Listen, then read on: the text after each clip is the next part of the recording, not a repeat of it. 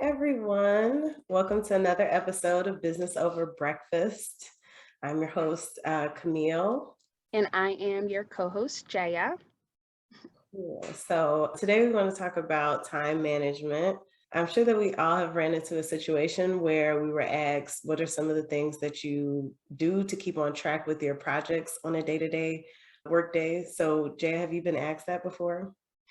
So, yes, I've definitely been asked this question before, usually in interviews to, I guess, figure out how organized I am and how I manage my day. And the one skill that I've developed that has helped me stay on track personally has been reminders, specifically calendar reminders. I used to be an old school post-it notes person and write everything on sticky notes and have them on my desk. And that worked, but it wasn't as beneficial as having a notification pop up on my screen in which I could either snooze, dismiss, etc.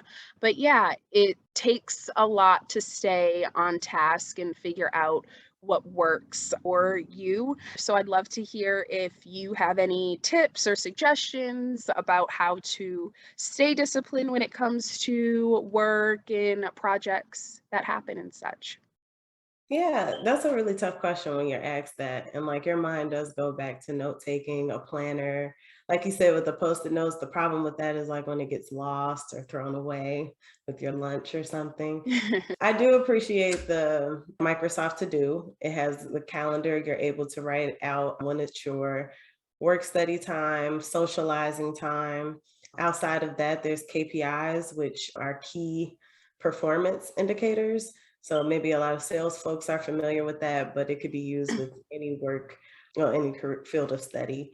I guess that's something that could be implemented for anyone that feels as though they struggle with procrastination or just time management in general by setting specific goals that I don't know if this is the proper way to phrase it, but setting specific goals that would attack those time management issues, maybe.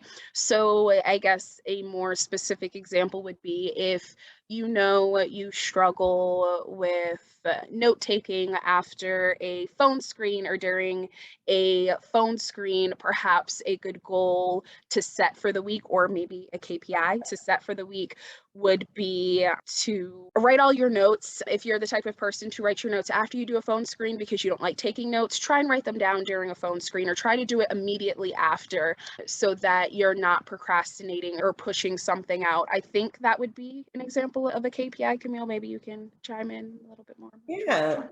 First of all, it's the discipline, like getting yourself in a place to where you're going to do right by organizing your day to day. As far as a KPI, it's almost a specific type of goal. Okay. So I don't know if your goal is to speak with someone that's new on the team, actually setting it aside on your calendar, like make a specific time on your calendar to plan it and add it to that particular coworker's calendar.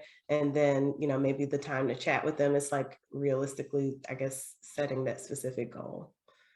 Yeah, I love that. I love that. And I think that's something that I'm definitely going to start doing just to make sure that, as I'm working throughout the week, I'm not just doing what is asked, but I'm going, above and beyond in terms of the goals that I'm setting to work on specific areas that I know I need improvement in. So this was super helpful. Thank you for sharing that. And for those that are watching, we'd love to know what goals or KPIs you think that you could set for this week or the next week moving forward.